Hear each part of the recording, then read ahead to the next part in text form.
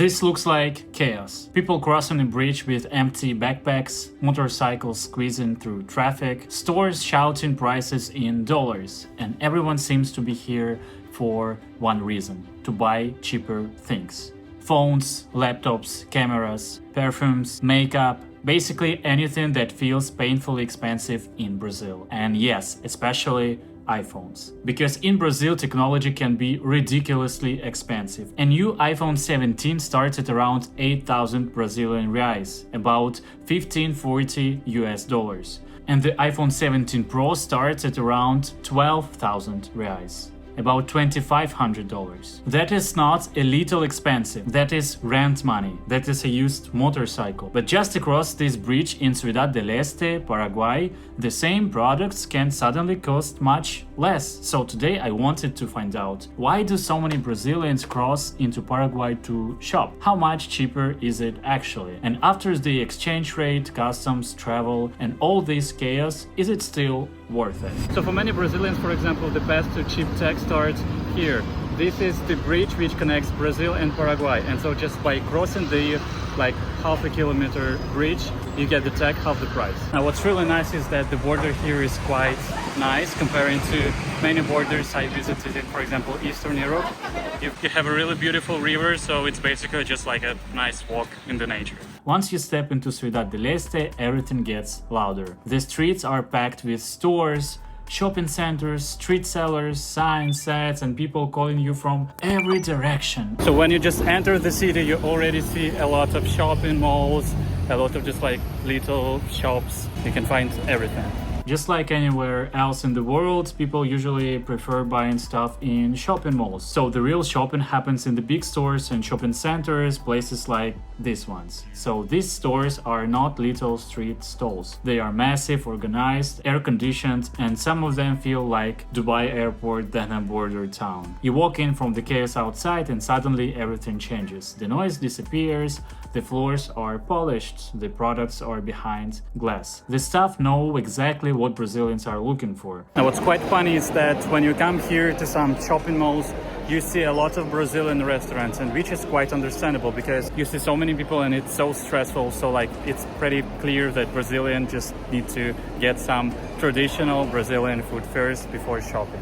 So another pro for Brazilians is that they can use Pix, which is their payment method. And this is what makes Ciudad del Este so crazy. It's not one store, it's not one product. It's a whole city built around shopping. And that is why Brazilians come here with lists. Some people come for one expensive item, some people come with their whole family, some people come with an empty suitcase and a financial strategy. But the logic is always the same. If it's expensive in Brazil, someone is probably checking if it's cheaper in Paraguay. So for example, I just got my AirPods Pro 2, which was around $194, and in Brazil I would have paid the whole $300, which saved me more than $100. And so for example, if you're gonna get more tech, this is gonna save you a fortune. And the iPhone is just the perfect example, because everyone knows what an iPhone is. Everyone knows it is expensive, and in Brazil the price is so high that it becomes the symbol of this entire border economy. So let's use the iPhone as a simple example, because this is the product everyone understands. In Brazil, the iPhone 17 starts at around 8,000 Brazilian reais, about 1540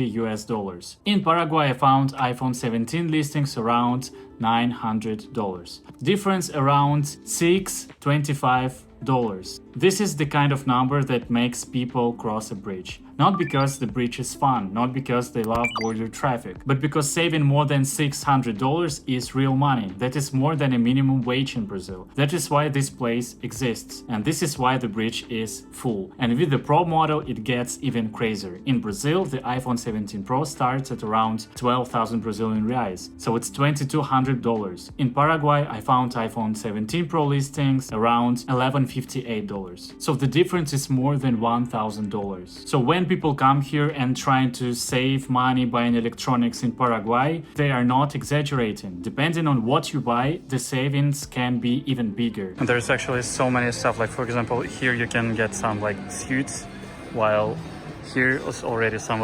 toys, and there is some skincare section. So basically you can find literally everything.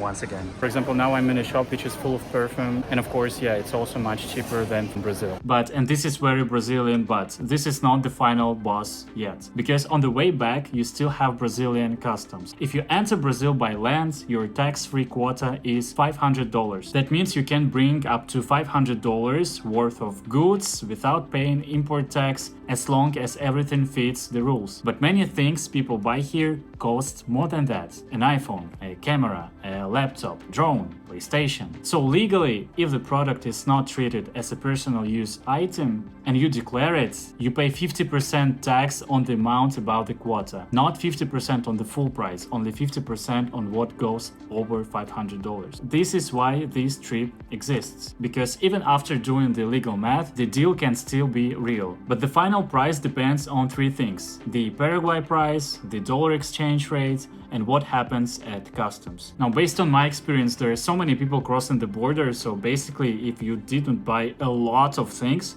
you actually can just go through and not even declare anything. But for example, if you're carrying multiple phones, sealed electronics, or products that look commercial, customs can absolutely stop you. They can technically stop you anytime. And if you get caught with undeclared goods over the limits, the savings can disappear very quickly. And actually there were some cases where people were entering Brazil and they did make them pay even for their own MacBook, which is really weird. Ciudad del Este became a shopping hub by making imported goods easier and cheaper to sell, especially for tourists and people from neighboring countries. So is shopping in Paraguay worth it? The honest answer is yes, it definitely does if you really need to buy something, some tech, and it will definitely save you a lot of money. But first you need to compare prices, you need to understand the customs rules, and if you are already nearby, it's even better. But if you are flying across Brazil just to buy one product, the math gets messy